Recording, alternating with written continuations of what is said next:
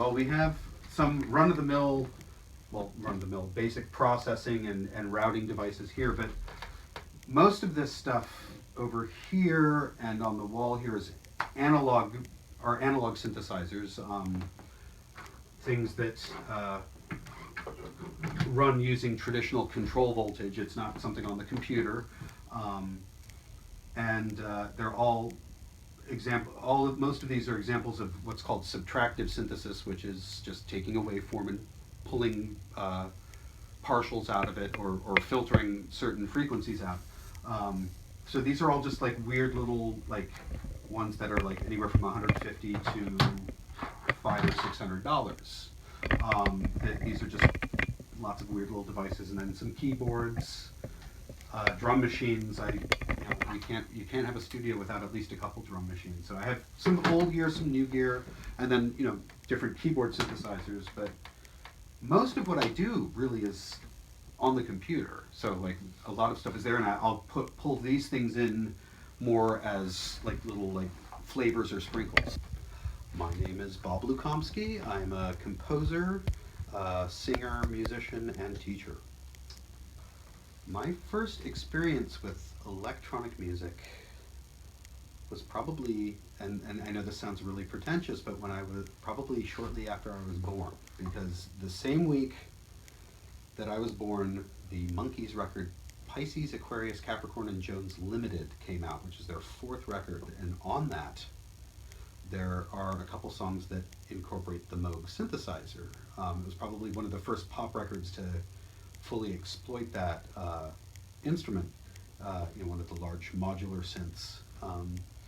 And my sister, who's 11 years older than I am, so I was born, she was 11, perfect age for the Monkees. That record came out, she brought it home and played it incessantly, and my earliest musical memories are of that record, but specifically one song called Daily Nightly that is all like crazy. We'll share it later, but it's good. And the first year I was here, the former composer in residence, John B. Hedges, was bemoaning the fact that he had to teach this electronic music class to a mutual friend of ours, and this mutual friend was like, well, I know the guy who'll do it. And that's kind of how I wound up doing this. And I've always wanted to teach. When that was the whole pursuit when I did my graduate work in philosophy, was I didn't want to be a researcher, I wanted to teach. And it's the same to a certain degree here. I get to make things, but I don't want to be some out of the way person that is inaccessible. So I like being with people learning things, because I'm constantly learning things. I know it sounds kind of hokey, but that it keeps me on my toes too.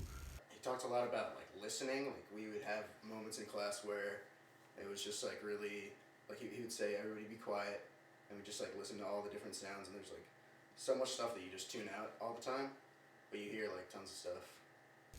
This Friday, I'm working with a group from New York that I'm part of called Frogwell, and it's an avant-garde performance using text from Bob Ross, along with live sounds of scrapings and paint dabbings on canvases with contact microphones on them and whatnot. So the canvases are actually being amplified as people are doing things to them, and text. So I'm doing that. The two people, myself, Tim, are going to be here and here, and then the one ping station will be probably here, and the other two will be here and here.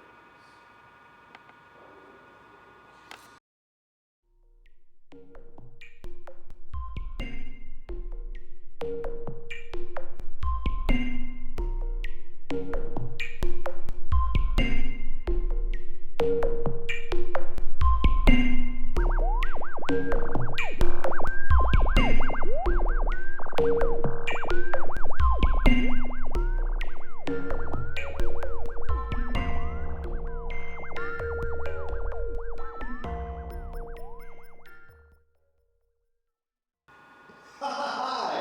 Welcome back. Certainly glad you could make it happen. There are always fun paintings, and these glass canvases, they're so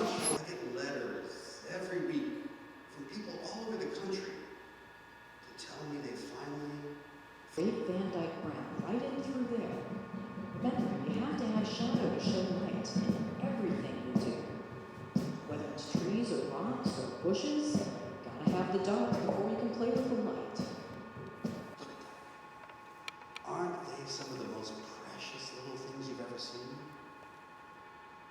There, turn around so we can see one. We'll call him Slim and Trim. I'm Bob Lukomski, and this is Robert Harden. Robert is, he's the one who actually created and conceived of this piece. It's my fault. And we premiered it last fall at Odetta Gallery in Brooklyn, but Robert's been working on this for the better part of 12, 13 months in terms of calling the information.